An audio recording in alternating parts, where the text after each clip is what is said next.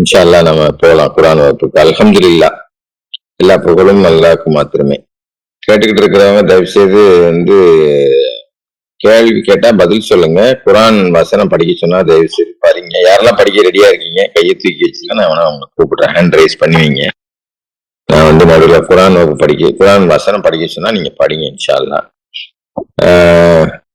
எதுக்கு இத சொல்றேன் அப்படின்னு சொன்னா, குர்ஆன்ல அல்லாஹ் கேட்கறது மட்டும் இல்ல, கேட்கறது மூலம் கற்றுக்கொள்ளணும். அந்த கற்றுக்கொள்ளதை நம்ம புரிஞ்சு கொள்ளணும். புரிஞ்சாதான் சிந்திக்க முடியும். இதான் குர்ஆன் நமக்கு கற்றுக்கொள்வதற்காக, அதாவது அறிவை ஒரு வரிசைப்படுத்தி சொல்றாங்கல்ல. கேளுங்க, கற்றுக்கொள்ளுங்க, கற்றுத்தர்றது அல்லாஹ்வா இருக்கிறார். சரி, அதனால நீங்க கேட்கும்போது பதில் சொல்லுங்க. பதில் சொல்லுறதுமே குர்ஆன் வசனம் படிக்கணும், படிங்க. கேட்கணும், அதன் மூலம் கற்றுக்கொள்ளணும், புரிந்து கொள்ளணும். புரிஞ்சுக்கிட்டாதான் சிந்திக்க முடியும். சிந்திக்கும் போது நமக்கு கேள்விகள் வரும். அப்ப கேள்வி கேட்கணும். இது எப்படி எல்லாரும் அப்படியே சொல்றதை மட்டும் கேட்டுட்டு பேசாம இருக்காம, அதுல நமக்கு வரக்கூடிய சிந்தனைகளை கேள்வியா கேட்கும்போது, இது எப்படி சொல்றீங்க, எங்க இருந்து சொல்றீங்க, எப்படி நீங்க இதை புரிஞ்சுக்கிறீங்க இந்த வசனத்துல இருந்து அப்படின்னு கேட்கணும்.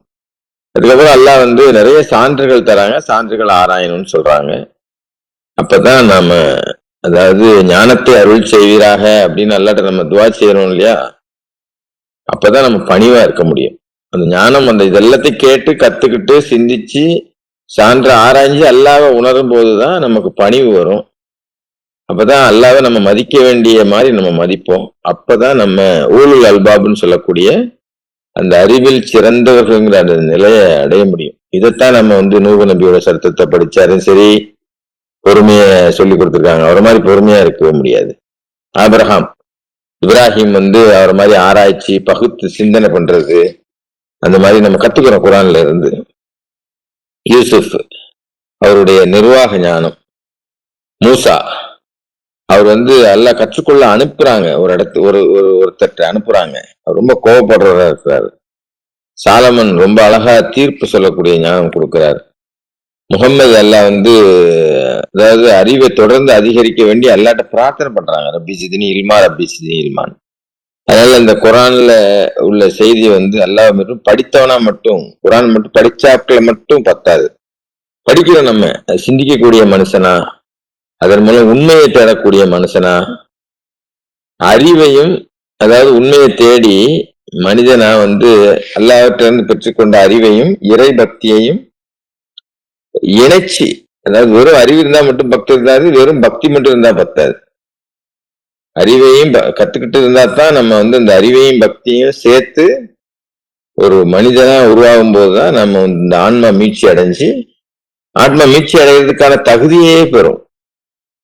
அதனாலதான் குர்ஆன்ல நீங்க சிந்திக்க மாட்டீங்களா, நீங்க ஆராய மாட்டீங்களா, நீங்க புரிந்து கொள்ள மாட்டீங்களா அப்படின்னு கேட்கறாங்கல்ல. நம்மளை பார்த்து கேள்வியா கேட்கறாங்க. நீங்க சிந்திக்க மாட்டீர்களா, நீங்க ஆராய்ஞ்சு பார்க்க மாட்டீங்களா, இதுல உள்ள வசனத்தை நீங்க புரிந்து கொள்ள மாட்டீர்களா அப்படின்னு நம்ம கேட்கறாங்க. இதெல்லாம் குர்ஆன் என்ன சொல்லுது, வெறும்ன குர்ஆனில் உள்ள ஒரு அறிவியல். கேள்வி கேட்கறதே அறிவியல் தான். அப்போ ஆன்மீகத்துக்கும் நம்ம ஆன்மா வளரணும்னா நம்ம அறிவியல் படி நடக்கணும். நம்ம அதுதான் கேள்வி கேட்கறது. எதையும் அதாவது கண்மூடித்தனமா பின்பற்றாம ஏன் எதுக்குன்னு கேட்டு பார்த்து புரிஞ்சு அந்த அந்த நெறிமுறையில வரக்கூடிய கல்வி முறை தான் குர்ஆன் நமக்கு கற்றுத்தரக்கூடிய ஒரு விஷயம். இன்ஷா அல்லாஹ் விஷயத்துக்கு வரோம். இது பேசிக்கா தான் நான் இப்ப சொல்லியிருக்கேன். நான் இன்னைக்கு சொல்ல போற விஷயம் என்னன்னா, நம்ம அதாவது இப்ப எல்லாருமே நம்ம கிட்டத்தட்ட 1999 இருந்து சப்மிஷன்ல வந்திருக்கோம். நம்ம பிள்ளைங்க சின்ன பிள்ளைங்களா இருந்தாங்க, நம்ம பிள்ளைங்களுக்கு பிள்ளைங்க வந்துட்டாங்க, பேரம்பேத்தி எல்லாம் வந்துட்டாங்க. சாதாரணமா எங்க நம்ம எப்படி வளர்ந்துருப்போம் அப்படின்னா, அதாவது அத்தாவோட அத்தா அம்மா தான் நமக்கு நிறைய சொல்லி கொடுத்துருப்பாங்க. நம்ம அத்தா அம்மா சொல்லி தந்ததை விட என்ன சொல்றேன்னா, அவங்க தான் பேர பிள்ளைங்களை வச்சுக்கிறது, சின்ன சின்ன விஷயங்கள் சொல்லி கொடுக்கறது. அப்படிங்கும்போது இப்ப நம்மள்ட்ட நாம ஏன் படைக்கப்பட்டிருக்கோம் அப்படின்னு இப்ப என்ன, இப்ப உள்ள குழந்தைங்க ரொம்ப அறிவாளியா இருக்கிறாங்க. எதை எடுத்தாலும் கேள்வி கேட்கறாங்க. எதுக்கு இந்த வாழ்க்கை, நம்ம ஏன் படைக்கப்பட்டோம்னா நம்ம என்ன பதில் சொல்லுவோம்? உலகத்துல ஏன் பிறந்திருக்கோம், ஏன் எல்லாம் அப்படி பிறத்து இப்படி எல்லாம் ஏன் நம்மளை படைச்சிருக்காங்க அப்படி நம்ம கேட்டா என்ன பதில் சொல்லுவோம்? அப்புறம் அதாவது குர்ஆனை படிக்கிறாங்க, அந்த மேல் உலகத்தில் நடந்த தர்க்கத்தை பத்தி உங்களுக்கு ஒண்ணும் தெரியாதுன்னு. அது என்ன மேல் உலகம்? நம்ம இப்படி கேள்வி கேட்டா பதில் சொல்ல தெரியணும் இல்லையா நமக்கு? அப்பதான் அவங்களை குரான் படிக்கக்கூடிய ஆர்வம் வரும். படிச்சாக்கள் எல்லாம் தெரிஞ்சது. சில சில நம்ம எல்லாம் என்னதான் படிச்சாலும் கடைசியில கேள்வி கேட்போம். அப்போ இப்ப குரானை படிச்சா 4 பிரிச்சிருக்காங்கன்னு சொல்றாங்க. படைப்புகள் எல்லாம் 4 படிச்சிருக்காங்க அப்படின்னு சொல்றாங்க. ஏன் எல்லாம் திருப்பி ஒரு மன்னிப்பு, திருப்பி இன்னொரு வாய்ப்பு மனுஷனுக்கு கொடுத்தாரு அப்படின்னு குழந்தைங்க கேள்வி கேட்டா என்ன பதில் சொல்லுவோம் நம்ம? அல்ல ஏன் ஒரு அதுக்கப்புறம் இன்னும் நிறைய கேள்விகள் இருக்கு. இந்த வாழ்க்கையினுடைய நோக்கம் தான் என்ன, எதுக்காக தான் வந்திருக்கோம் அப்படின்னா நம்ம அவங்களுக்கு நீ குரானை படிக்க சொல்லணும், அதுல சந்தேகமே கிடையாது. ஆனா படிக்கிறதுக்கு ஆர்வப்படுத்துற மாதிரி பதில் சொல்ல தெரியணும் இல்லையா நமக்கு? தெரியணுமா வேண்டாமா? அதனாலதான் நம்ம அதை பத்தி திருப்பி ஞாபகப்படுத்துறதுக்கு நான் ஒண்ணும் இல்லை, இந்த அப்பெண்டிக்ஸை தான் சொல்ல போறேன். பிரசாத் குரான் டிரான்ஸ்லேஷன்ல ஃப்ரெண்ட்ல ஒரு முன்னுரை, எத்தனை பேர் நம்ம படிச்சிருக்கோம், முன்னுரையை படிச்சிருக்கோம், 1 வாட்டி 2 வாட்டி 3 வாட்டி படிச்சிருக்கோமா? அது மாதிரி பின்னாடி அப்பெண்டிக்ஸ் எல்லாம் எல்லா அப்பெண்டிக்ஸுமே அவர் அவர் கருத்து எதையுமே சொல்லல. குரான்ல உள்ள இருக்கிறத தான் எடுத்து அதன் அடிப்படையில தான் அவர் நமக்கு வெளியே சொல்றார். இந்த உலகம் நாம ஏன் படைச்சிருக்கோம் அப்படின்னு நம்ம என்ன பதில் சொல்லுவோம் சாதாரணமா? யாராவது சொல்ல முடியுமா? அதாவது இந்த உலகத்தில் நம்ம ஏன் படைக்கப்பட்டோம் அப்படிங்கிற விஷயம் நமக்கு தெரிஞ்சிருக்கணும். அதைத்தான் அவர் அப்பெண்டிக்ஸ் 7ல ரொம்ப அழகா நமக்கு சொல்லி கொடுக்குறாரு. அதான் சுருக்கமா நான் சொல்லலான்னு தான் நினைக்கிறேன். ஏன்னா இது இப்ப நீங்க நான் குரானை இப்ப வசனம் படிக்க சொல்லுவது மட்டும் நடுவில் படிங்க. இப்ப அவர் சொன்ன விஷயத்த மட்டும் சொல்றேன். அதாவது குரானை நம்ம படிச்சோன்னா நம்ம அல்லாஹ்வுடைய சாம்ராஜ்யத்துல ஒரு மிகப்பெரிய சோதனை நமக்கு நடந்துச்சு. அப்போ அல்லாஹ்வுக்கு முழுமையா அதிகாரத்தை நம்ம உறுதியா ஆதரிக்கல. அதாவது சைத்தான் முன்னாடி வைக்கிறான், அதாவது தவறுல இருந்து, அதாவது எனக்கும் அல்லாஹ் மாதிரி அதிகாரம் இருக்கு அப்படின்னு சொல்லும் போது அதை ஏத்துக்கிடவும் இல்லை, ஏத்துக்கிடாம இல்லவும் இல்லை, நடுநிலையில இருந்தோம். அப்ப அதனாலதான் அதாவது அல்லாஹ்வுக்கு தான் முழு அதிகாரம் இருக்குங்கிறத ஏற்றுக்கொள்வதற்காகத்தான் இந்த உலக வாழ்க்கைக்கு வந்திருக்கோம். அங்க நம்ம ஏத்துக்கிடவும் இல்லை, ஏத்துக்கிடாம இல்லவும் இல்லை, எதிர்த்தாப்புலும் இல்லை. அப்படி ஏத்துக்கிட்டவங்க ஜின்னா போயிட்டாங்க. சைத்தான் ஏத்துக்கிட்டவங்க, சைத்தான் ஒரு விஷயம் சொல்றான், அதை ஏத்துக்கிட்டவங்க ஜின்னா போயிட்டாங்க. ஏத்துக்கிடாதவங்க, நம்ம ஏத்துக்கிடல, அதாவது ஏத்துக்கிடவே இல்லை, அவங்க மலக்குகள் ஆயிட்டாங்க. அல்லாஹ்வுக்கு தான் முழு அதிகாரம் அப்படின்னு சொல்லிட்டு மலக்கு ஜின்கள் நம்ம இப்படியும் இல்லை அப்படியும் இல்லை, நாம மனிதர்கள் ஆயிட்டோம்.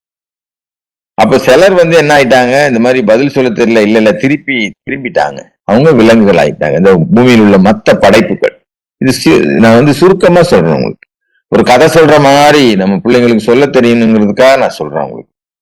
அதனால இதில் நீங்க கடைசியில நான் சொன்னதுல கூட நீங்க இன்னும் சுவையா சொல்ல முடியும் அப்படின்னா நீங்க சொல்லுங்க இன்ஷா அல்லாஹ்.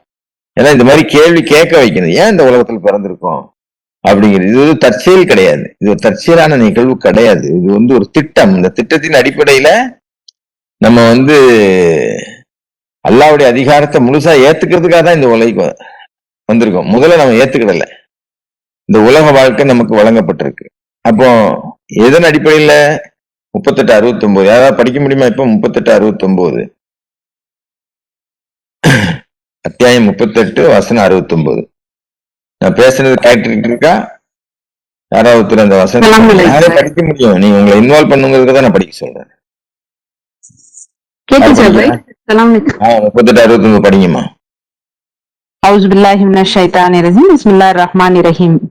மேலான சமூகத்தாரின் கலகத்தை பற்றி இதற்கு முன்னர் நான் எந்த அறிவையும் கொண்டிருக்கவில்லை. ஓகே, இப்போ இதுல உடனே பிள்ளைங்க அது என்ன மேலான சமூகம், அங்க என்ன நடந்துச்சு? குரான் அல்லாஹ்வுடைய வார்த்தை அப்படிங்கறது அவங்களுக்கு புரிஞ்சிருச்சுன்னா அப்ப மேலான உலகம்னா என்னன்னு கேட்பாங்க. இப்ப இதை யார் சொல்லுவா? இதை எப்படி சொல்றது? மேலான உலகத்துல நடந்தது. ரஷாத் ஒரு விளக்கம் சொல்றாரு. அவரு எப்படி சொல்லலாம், அவருக்கு என்ன அத்தாரிட்டி இருக்கு அப்படின்னு கேட்பாங்க பிள்ளைங்க. 2 இடத்துல சொல்றாரு அல்ல. என்ன சொல்றாரு? இந்த ரஷாத் சொல்லுவாருங்கிறத 2 இடத்துல சொல்றாரு. ஒண்ணு 2ல 151, இன்னொன்னு 71ல 28. இந்த 2 வருஷத்தை நீங்க நோட் பண்ணி வச்சுக்கிடுங்க, கடைசியில நேரம் இருந்தா படிக்கலாம். 151 சொல்றாரு, ஒரு தூதரை எதுக்கு அனுப்புறேன் அப்படின்னா உங்களுக்கு தெரியாத விஷயத்த உங்களுக்கு சொல்லி தர்றதுக்கு, அதாவது இந்த விஷயத்துக்கு வேதத்தையும் ஞானத்தையும் கற்றுத் தருவதற்காக. எல்லாம் ஒரு திரைக்கதை வசனம் மாதிரி இந்த மாதிரி மேலான உலகத்துல நடந்த சண்டையை பத்தி உங்களுக்கு தெரியாது அப்படின்னு சொல்றாங்க. அப்ப தெரிவிக்கணும் இல்லையா? அதுக்குத்தான் தூதர், ஒரு உடன்படிக்கைப்படியான தூதர். 2:151 நேரா படிக்க முடியுமா? வேற ஆள் படிங்க. எல்லாரும் வந்து பார்ட்டிசிபேட் பண்ணுங்க தயவு செய்து. நஜிமா படிங்க. 2:151.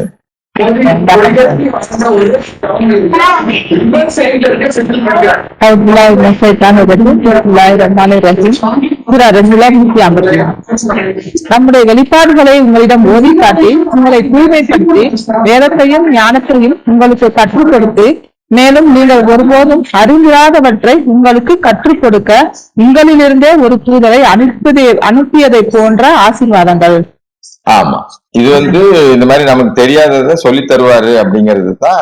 நம்ம அந்த பிள்ளைங்க கேட்கும் போது நம்ம குரான்ல இருந்து சொல்லணும் இல்லையா? அதுக்காகத்தான் நான் இதை சொல்றேன். அப்புறம் வந்துட்டு 71:28 அவங்க முன்னாடி உள்ள விஷயத்தையும் பின்னாடி உள்ள விஷயத்தையும் சிறப்பான செய்திகளை சொல்லுவாங்க. ஒரு தூதர்னா யாரு அப்படின்னு சொல்லி அதை அடுத்தால படிக்கலாம். இதை நான் சொல்லி முடிச்சதுக்கு அப்புறம் இந்த கேள்விக்கு பதில் ஏதாவது எப்படி அந்த மேல் லோகத்துல என்ன நடந்துச்சு அப்படிங்கிற விவாதத்துல எனக்கு தெரியாதுன்னு சொல்றாங்க. பிரசாத் சொல்றாரு, அதாவது அந்த அதுலதான் அதை வச்சுதான் அந்த இதா பிரிக்கிறோம். சாத்தான் வந்து இது சொல்றான் இல்லையா, இந்த மாதிரி எனக்கும் இது இருக்கு அப்படின்னு, எனக்கும் அல்லாஹ் மாதிரி அதிகாரம் தகுதி இருக்குன்னு சொல்றான். அது அகந்தை அப்படி சொல்றது. அந்த ஒரு அகந்தையோட என்னன்னா, அது அல்லாஹ் முழுமையான அதிகாரத்துக்கு எதிரான ஒரு கிளர்ச்சி. அதுதான் அந்த மேலாக நடந்த தர்க்கம். அந்த தர்க்கத்தின் அடிப்படையில யார் சைத்தான் சொன்னதை ஏத்துக்கிட்டாங்களோ அவங்க ஜின்னா மாறிட்டாங்க, சைத்தானை பின்பற்றக்கூடியவங்களா ஆகிட்டாங்க. அதாவது ஜின் கூட்டம் அப்படிதான் வருது. இப்லீஸை பின்தொடர்ந்து வந்தவங்க, அதை ஏத்துக்கிடாதவங்க உடனே மறுத்தவங்க வந்து மலக்குகள் ஆயிட்டாங்க. கொஞ்சம் டைம் எடுத்துக்கிட்டு திருப்பி அல்லாஹ்வின் பக்கம் திரும்பினவங்க விலங்குகள் ஆயிட்டாங்க. விலங்குகள் தான் மற்ற சூரியன், சந்திரன், வானம், பூமி, மற்ற படைப்புகள், மனிதனை தவிர மற்ற எல்லா படைப்புகளும் அந்த விலங்குகள் கேட்டகரிக்குள்ள வருது. எந்த முடிவும் எடுக்காத நாம மனிதர்கள் ஆயிட்டோம். அப்ப வந்து அல்லாஹ் வந்து அதுக்கப்புறம் என்ன நடந்துச்சு இந்த சம்பவத்துக்கு பிறப்பு? அப்பதான் அந்த 3 நாளா பிரிக்கிறாங்க. அப்படின்னா கடவுள் வந்து ஏன் மனிதர்களுக்கு இன்னொரு வாய்ப்பு கொடுத்தாரு? விலங்குகள் திரும்பி வந்துச்சு, சைத்தானை பின்பற்றவங்க உடனே எல்லாம் போட்டிருக்கலாமே அப்படின்னா அதுக்குதான் அவங்க சொல்றாங்க. ஏன் எல்லாம் அந்த வாய்ப்பு கொடுக்குறாங்க? மலக்குகள் சொல்றாங்க, அதையும் குரான்ல படிக்கலாம். என்ன நீ இந்த பூமியில வந்து ரத்தத்தை ஓட்ட போற அந்த படைப்பையா நீ படைக்க போற அப்படின்னு கேட்கும்போது அவங்க எல்லாம் சொல்றாங்க, நீங்கள் அறியாததை நான் அறிவேன். உங்களுக்கு தெரியாது, ஏன்னா அதுல சிலர் மனம் திரும்பி வரப்போறாங்கிறது அல்லாஹ்வுக்கு தெரியும். மனம் திரும்பி நம்ம திருப்பி அல்லாஹ்வுடைய சாம்ராஜ்யத்துக்குள்ள திரும்ப தகுதியானவங்க, தகுதி ஆயிருவோம் அப்படின்னு நல்லா அறிந்ததுனாலதான் நமக்கு அந்த வாய்ப்பை கொடுக்குறாங்க. ஏன் இந்த வாய்ப்புங்கிறதுக்கு நமக்கு இப்போ ஒரு தெளிவான விளக்கம் குரான்ல இருந்து நமக்கு சொல்ல தெரியணுங்கிறதுக்காக தான் நான் இவ்வளவு தூரம் சொல்றேன். அப்போ இந்த வாழ்க்கையே கொடுத்துட்டாங்க. இந்த வாழ்க்கையில எது நம்மளுடைய நோக்கம்? இந்த வாழ்க்கைங்கிறது வந்து இந்த வாழ்க்கையில நம்ம என்ன செய்யணும்? அல்லாஹ்வுடைய சாம்ராஜ்யம் எப்படி திரும்பி போகணும்? எப்படி அல்லாஹ் மட்டும்ங்கிறத நிரூபிக்கணும்? இதுதான் அடுத்த கேள்வி. ஒரு பிள்ளைங்க கேள்வி கேட்கறாங்கன்னு வச்சுங்க, நம்ம எப்படி பதில் சொல்லுவோம்? கேட்பாங்க, இப்ப நிச்சயமா கேட்பாங்க. நம்ம வந்து அவங்களோட இதை பத்தி பேசணும். குரானை பத்தி பேசி குரானை படிக்க சொல்லிட்டு கேள்வி எது இருக்கான்னு கேட்டுட்டு அப்படியே கண்மூடித்தனமா பின்பற்ற சொல்லி எல்லாம் சொல்லவே இல்லை. அவங்கள கேள்வி கேட்க வச்சு இப்ராஹிம் நபி மாதிரி கேள்வி கேட்க வைக்கணும். அப்போ நம்ம தொடர்புல இருந்தா தான் நடக்கும். அப்போ இந்த உலகம் வந்து ஒரு தேர்வு மையம். என்ன தேர்வு மையம்? ஒவ்வொரு மனசுக்கும் 2 இன்விடேஷன் இருக்கு. ஒண்ணு வந்து அல்லாஹ்வுடைய செய்தி, அல்லாஹ்வை மட்டும் வணங்குறது. இன்னொன்னு வந்து சாத்தானுடைய அழைப்பு. அது என்ன சாத்தானுடைய அழைப்பு? அல்லாஹ்வை தவிர மற்றவர்களை மதிப்பா வைக்கிறது, உயர்த்துறது. இப்ப உதாரணத்துக்கு கூட நம்ம சொல்லலாம், நம்ம அல்லாஹ் மட்டும் சொல்லக்கூடிய லா இலாஹ இல்லல்லாஹ் மட்டும் தான் சொல்லுவோம். ஆனா மனுஷனை சேர்க்கிறவங்க ஈசாவை கூப்பிடுவாங்க, மூசாவை கூப்பிடுவாங்க, முகமதை கூப்பிடுவாங்க. அந்தந்த கூட்டம் கிறிஸ்தவர்களா அவங்க வந்து ஈசாவை கூப்பிட்டாங்க, எதுக்குனாலும் ஜீசஸ் ஜீசஸ் தான் சொல்லுவாங்க. இன்னொரு கூட்டம் மூசாவை சொல்லும், இன்னொரு கூட்டம் முகம்மது சொல்லும். அப்போ நம்ம எதை தேர்ந்தெடுக்கிறோம்?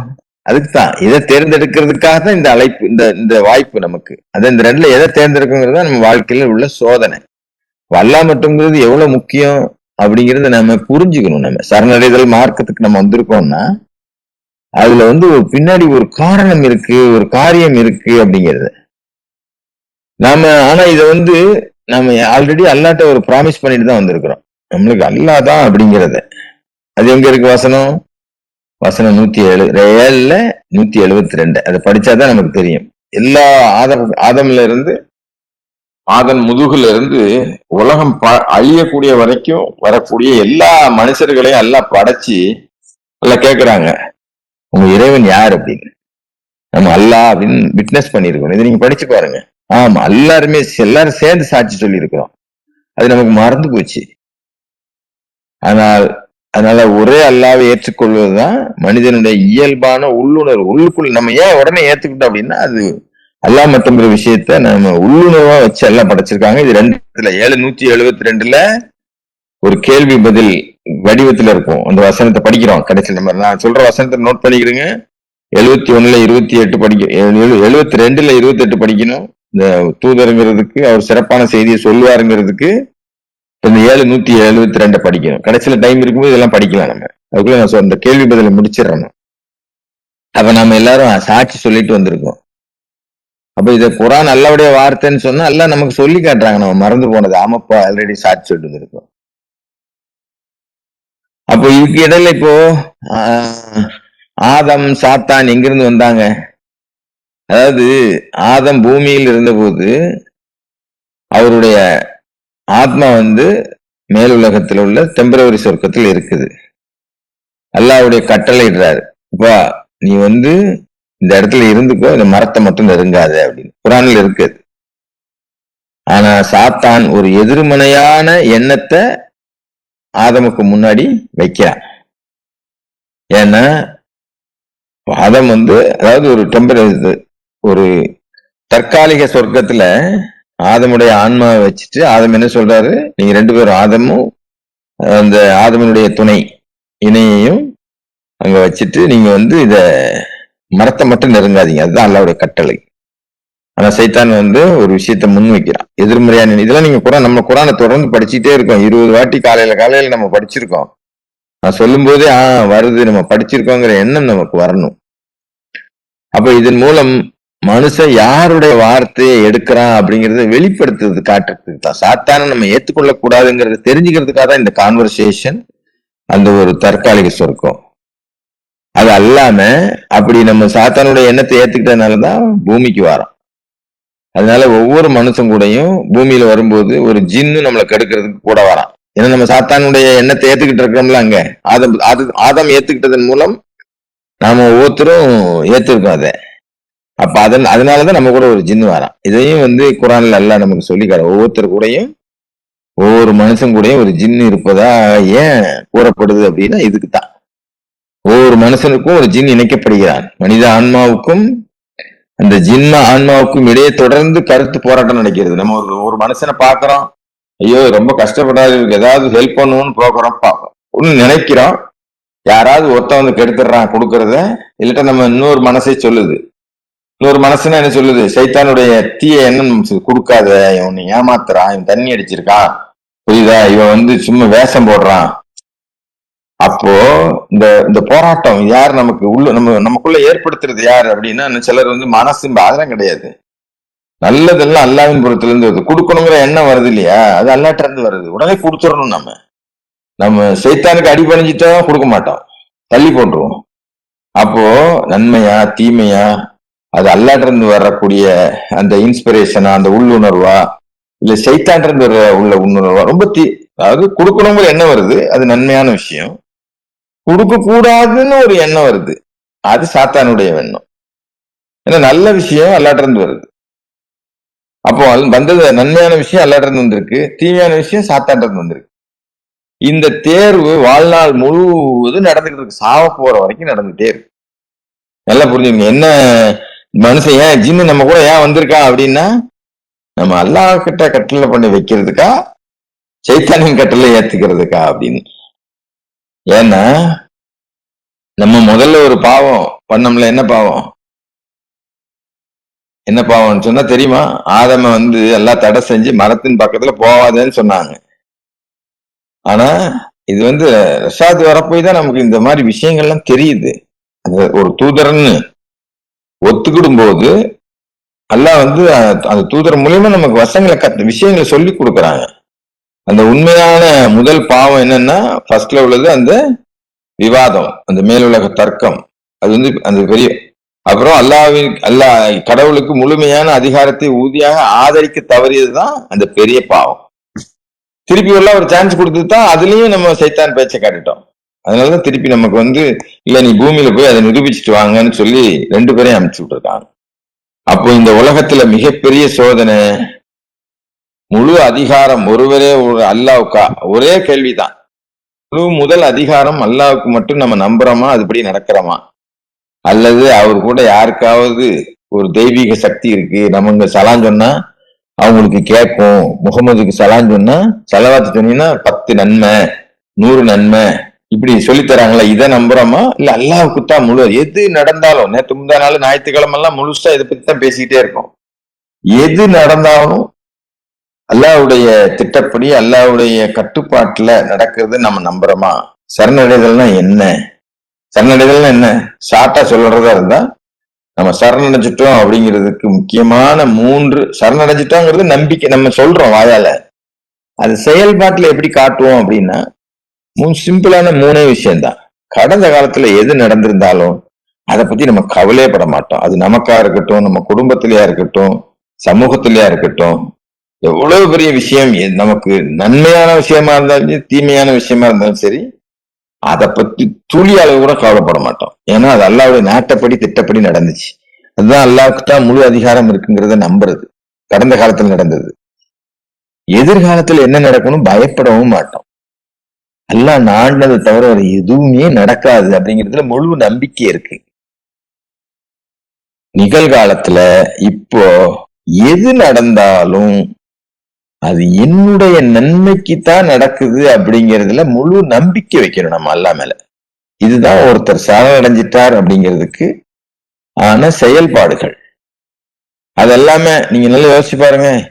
அவங்க என்னை ஏமாத்திட்டாங்க, இவங்க என்னை ஏமாத்திட்டாங்க, இவங்க என்னைய வந்து இவங்களாலதான் நான் கெட்டு போயிட்டேன், இவங்க என்னை வந்து பேசுறாங்க வைக்கிறாங்க அப்படின்னு சொல்லிட்டு கடந்த காலம் நினைச்சதை பத்தி தான் முழுக்க முழுக்க பேசி குர்ஆன் பேசி தள்ளிக்கிட்டு இருக்கோம். எதிர்காலத்துல அல்லாஹ்வை நம்பாம இது இருந்தா தான் நாளைக்கு அவனுக்கு இது நல்லதுக்கு நடக்கும், அது இருந்தா தான் நல்லா நடக்கும், இதை சேர்த்து வைக்கணும் அதை சேர்த்து வைக்கணும், இது வந்து என்ன செய்வாங்க பிள்ளைங்க. நாம வந்து அல்லாஹ்வை முழுசா நம்பிட்டேன்னா அல்லாஹ் கேட்கற மாதிரி எதை செலவு பண்ணணும்னு கேட்கறாங்க, மிச்சத்தை பூரா செலவு பண்ணணும்னு சொல்றாங்கல்ல, எதை கொடுக்கறதுன்னு கேட்க, மிச்சம் இருக்கிறத கொடுங்க அப்படின்னு சொல்றாங்க. அப்ப நாளைக்கு அல்லாஹ் நமக்கு நீ 1 கொடுத்தா 700 தருவேன்னு சொல்ற வார்த்தையை நம்ம நம்புறோமா? அல்லாஹ்வை நம்பி இருக்கோமா?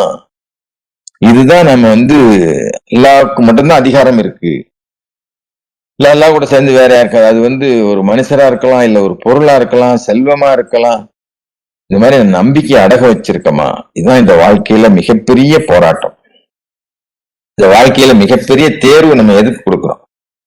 அப்போ அல்லாஹ்வுக்கு பிடிக்காத மன்னிக்க முடியாத அந்த பாவம் எது அப்படின்னா இதுதான், அந்த ஷிர்க் வைக்கிறது தான். 4:48 4:116 இதுலதான் சொல்றாங்க. அதாவது கடவுளுக்கு மற்றவர்களை தெய்வீக நிலையில உயர்த்துறது. அது நீங்க வந்து உங்களுடைய உங்க கூட பிறந்தவங்க, தாய் தகப்பன், அப்புறம் உறவினர்கள், அப்புறம் நம்மளுடைய புகழ், பணம், செல்வம் எல்லாத்தையும் அல்லாஹ்வுக்கு நிகராக நாம உயர்த்தி வச்சிருக்கிறோம். அல்லாஹ்வுடைய கட்டளையை பின்பற்றுவதற்கு மாற்றமாக. அப்போ இந்த ஷிர்க், அதுக்கு பேர் தான் ஷிர்க், இணை வைக்கிறது. அதிகாரம் அதாவது வேற ஒண்ணு இருக்குன்னு நம்புறது. அதனால மனம் திரும்பாமல் நாம வந்து இறந்து போயிட்டோம்னா அது மன்னிக்கப்படாத பாவமாக குர்ஆன் கூறுது நமக்கு. அதனால நம்ம வந்து ஷிர்க் இல்லாம இருந்தால், அதான் அல்லாஹ் மட்டும். சும்மா இங்க வந்து 3 நேரம் கூடிக்கிட்டு குர்ஆன் படிச்சுட்டு திக்ர் பண்ணிட்டு இருக்கிறது வந்து அதை ஞாபகப்படுத்துறதுக்கு தான். அல்லாஹ் மட்டும், எல்லாமே அல்லாஹ் தான், எனக்கு எல்லாமே அல்லாஹ் தான் அப்படிங்கிறத நம்ம மறக்காம வச்சிருக்கிறதுக்கு தான். எனக்கு தெரியல, தெரிஞ்சோ தெரியாமலோ இன்னைக்கு நான் போட்டேன் காலையில, நம்ம குழுவுல போட்டிருக்கேன், 3 குழுவிலையும் போட்டிருக்கேன். அதாவது அல்லாஹ் என் கூட இருக்கிறாங்க, நம்ம அதை நம்புறோமா இல்லையான்னு பார்க்கணும். எப்படின்னா அல்லாஹ் என்ன நேசிக்கிறாங்க, அல்லாஹ் தான் எனக்கு வழிகாட்டுறாங்க, அல்லாஹ் தான் என்ன உயர்த்தி இருக்கிறாங்க, அல்லாஹ் தான் என்ன மன்னிச்சிருக்கிறாங்க, மன்னிக்க கூடியவரும் அவர் தான். அல்லாஹ் என்னை பற்றி கருத்துல கொள்றாங்க. நான் பேசுறதோ இல்ல நான் பிரார்த்தனை பண்றதோ சும்மா வீண் கிடையாது. எல்லா காதுல விழுது அப்படின்னு நம்ம நம்பணும். முதல்ல நம்பிக்கையே இல்லாம சும்மா லிப் சர்வீஸ் வந்து கணக்கு வராது. அப்ப அல்லாதான் எனக்கு வல்லமையும் வலிமையும் தராங்க, எல்லாம் என்னுடைய பிரார்த்தனையை கேட்கிறாங்க, அல்லா என் கூட தான் இருக்கிறாங்க, எனக்கு எல்லாமே அல்லாதான். இது திரும்ப திரும்ப திரும்ப திரும்ப நினைவுல நிறுத்த வேண்டிய ஒரு விஷயமா இருக்குது. அதுக்குத்தான் இந்த வகுப்புகள்லாம் குரானை பத்தி பேசுறதா இருக்கட்டும், இல்ல வந்து குரான் படிக்கிறதா இருக்கட்டும், தொழுகிறதா இருக்கட்டும், ஜக்காத் கொடுக்கறதா இருக்கட்டும், எல்லாமே வாழ்க்கையின் நோக்கத்துல உள்ள ஒன்றுதான். இத நாம வந்து எளிமையா நாமளும் தெரிஞ்சுக்கிட்டு பிள்ளைங்களுக்கும் நாம வந்து சொல்லி கொடுக்க தெரியணும். கேள்வி கேட்டு பதில் சொன்னாதான், கேள்வி கேட்க வைக்கிறது. நான் கேள்வி நான் சொல்றேன் புரியுதா, நான் தப்பா சொன்னா நீ சரி பண்ணிக்கோ, நீனு படிச்சுக்கோ. அப்ப நமக்கு வந்து நம்ம தான் சொல்லி கொடுப்போம், அவங்களுக்கு தெரியாது இல்ல, நம்மளோட நிறைய தெரியுது பிள்ளைங்களுக்கு. அதனால சாத்தான் மக்களை எப்படிதான் வழிதவ செய்வாங்கிறத நம்ம சொல்லணும். மனிதர்கள் இறந்த மனிதர்களை அவங்க வந்து அல்லாவுக்கு நிகரா வைக்க சொல்லுவான் சாத்தான். அப்புறம் நபிமார்களை, அப்புறம் புனிதர்களை, அல்லது வேறு யாரையோ அல்லாவுக்குரிய நிலைக்கு உயர்த்தும்படி சாத்தான் தூண்டுவான் நம்ம. அதுதான் அவனுடைய முக்கியமான உத்தி. அப்ப இறுதியில யாரு தாங்க வெற்றி பெறுவா? அல்லாஹ் மட்டும் யாரு வணங்கி அவருக்கு தான் முழு அதிகாரத்தை நம்ம ஏற்றுக்கிட்டு எந்த மனிதரையோ இல்ல வேறு எந்த படைப்பையுமோ தெய்வீக நிலையில உயர்த்தாம வாழணும். அல்லாஹ்வுடைய சாம்ராஜ்யத்துல நித்தியமா நமக்கு எல்லாருக்கும் தெரியும், நமக்கு வந்து ஒரு நிலையான வாழ்க்கை ஒண்ணு இருக்கு. நம்ம வந்து இந்த வாழ்க்கை வந்து டெம்பரவரி, கொஞ்ச நாள், 60 வருஷம் 70 வருஷம் 100 வருஷம் எவ்வளவுமா அவ்வளவுதான். எப்படினாலும் கண்டிப்பா போய் தான் ஆகணும், யாருங்க இருக்க போறது இல்லை. ஆனா அது வரைக்கும் என்ன நினைவுல இருக்க போறோம் அப்படிங்கிறத நம்ம புரிஞ்சுக்கிட்டு, நமக்கு அதாவது யார் யாரையெல்லாம் சென்றடையுதோ அவங்களே அச்சமுட்டி எச்சரிக்கை சமுதாயமாக நம்ம 6/19, 6/38, 114 படிச்சா தெரியும். அவங்க வந்து அச்சமுட்டி எச்சரிக்கை செய்யக்கூடிய சமுதாயமா மாறட்டும்னு சொல்றது. அதனால நாம இங்க ஏன் வந்திருக்கோங்கிறத உணரணும், அல்லாஹ்வுடைய முழு அதிகாரத்தை ஏற்றுக்கொள்ளணும், ஷிர்க் இருக்கணும், அல்லாஹ்வுக்கு மட்டுமே வணங்கி வழிபடணும். இறுதியில அல்லாஹ்வுடைய சாம்ராஜ்யத்துல இந்த ஆன்மாவை நுழையணும். இதுதான் அந்த Appendix 7. இந்த Appendix 7ல இதெல்லாமே குரான்ல இருந்து சொல்றதுதான்.